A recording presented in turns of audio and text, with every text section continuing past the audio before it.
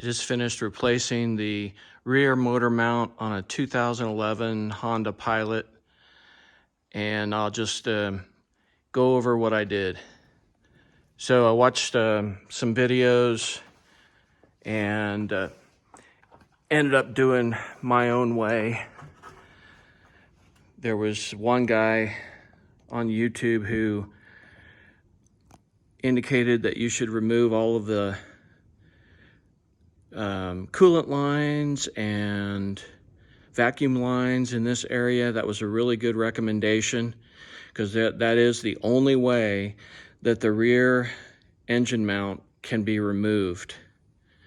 However, you don't have to remove all the coolant, just enough to where you can hold back the pressure until you get,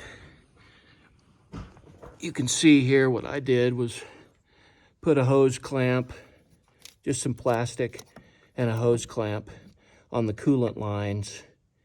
And I did end up removing the fuel line that's right here. And I did the same thing. I just used a zip tie and some plastic to hold back the fuel. There wasn't a lot, but it was dripping out a little bit. And so I just put that on there to keep it from leaking down. Once you remove the coolant lines, you can see down in here where you need to access. And if I had a pointer, I'd point to it, but I'll try to get in there.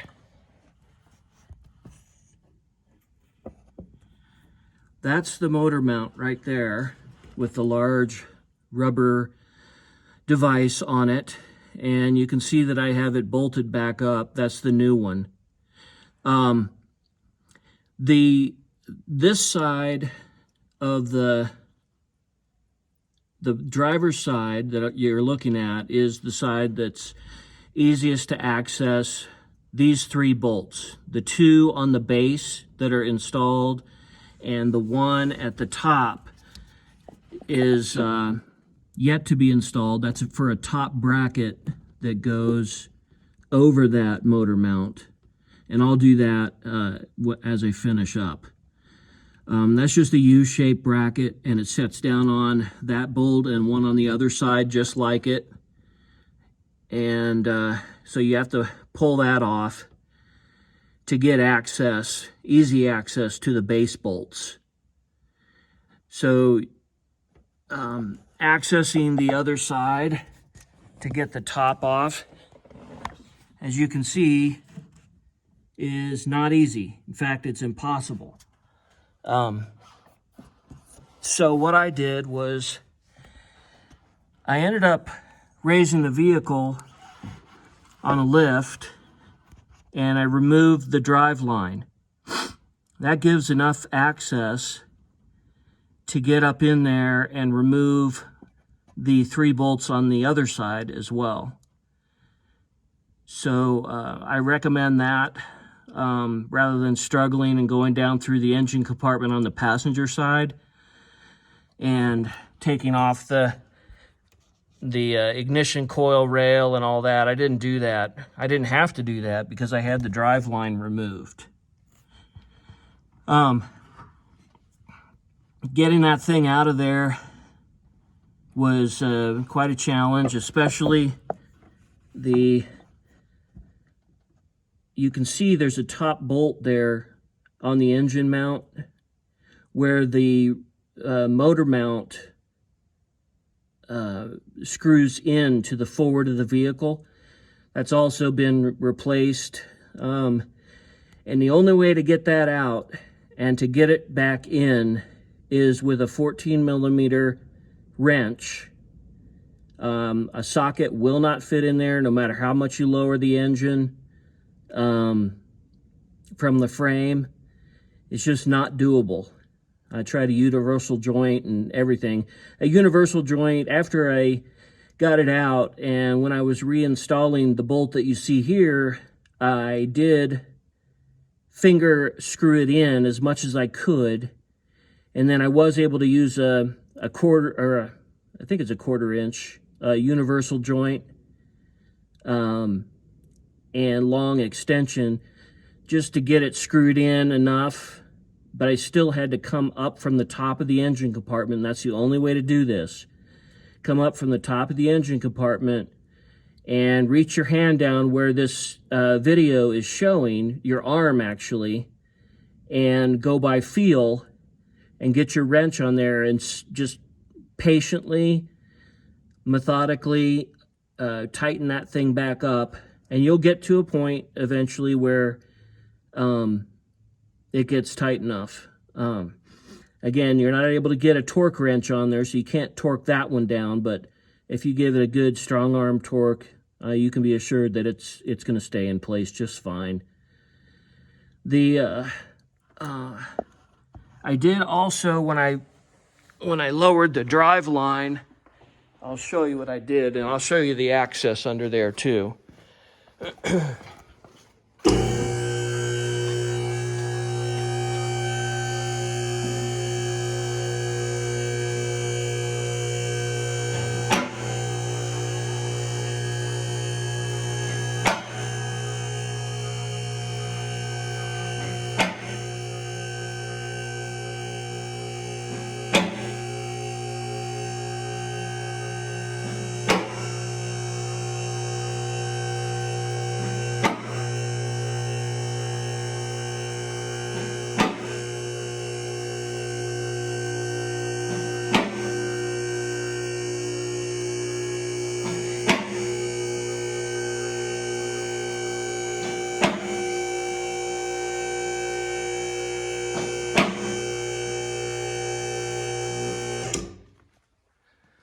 Sorry about that noise. So you can see right here, remove the drive line, which comes through this area.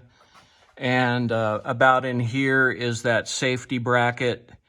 Took that off and took off the other midpoint that holds the this right here. Took this piece off about the midway down, and then remove the rear bolts and drop the drive line.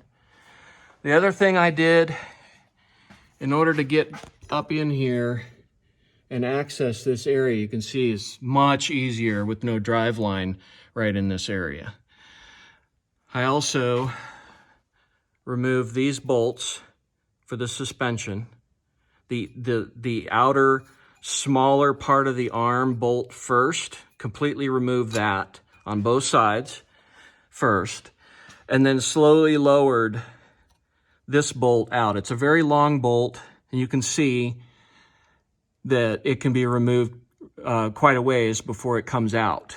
And so I just lowered it to the point where the suspension stopped lowering anymore, and then I screwed it back in a little bit.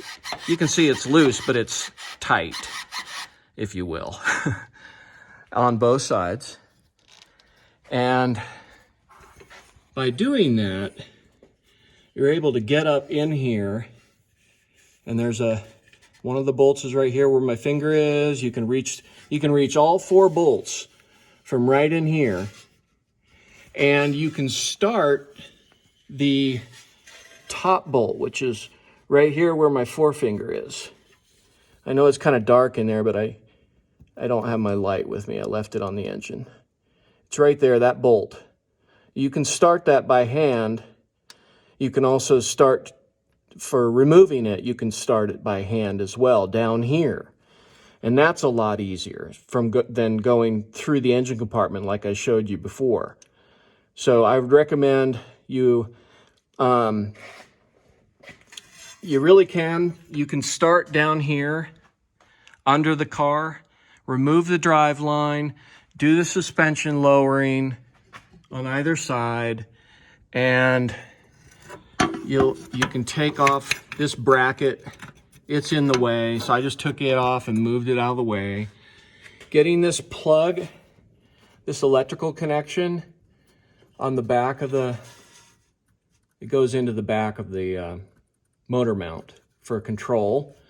That was a little more difficult than I thought it would be, but I eventually got it out. you have to push right here, but you also have to pull way up here. You can see my thumb reaching all the way around the front end of this thing.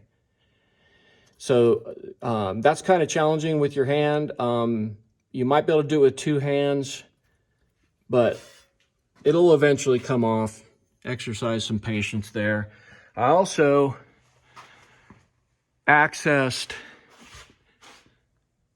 these two bolts on this side from the passenger side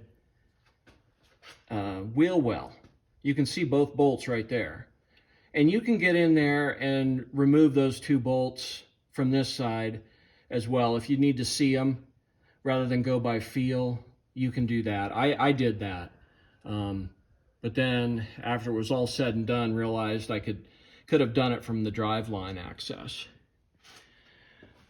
Also, what I needed to do in order to get the new one back in there, because it was really tight, I just took a floor jack with this long piece of wood underneath the car and put the wood right into this area right here, and just very carefully lifted up the engine,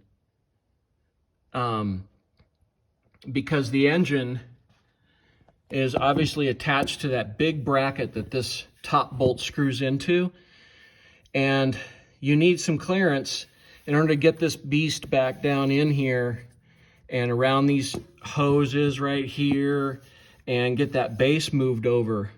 That's easier said than done. So just very carefully lifted up the engine to give a little more clearance between the top of the engine bracket and the engine mount itself. So that's pretty much it. Good luck with your project. I'm into reassembly mode now, and I hope you enjoyed this video and found it useful. Thanks.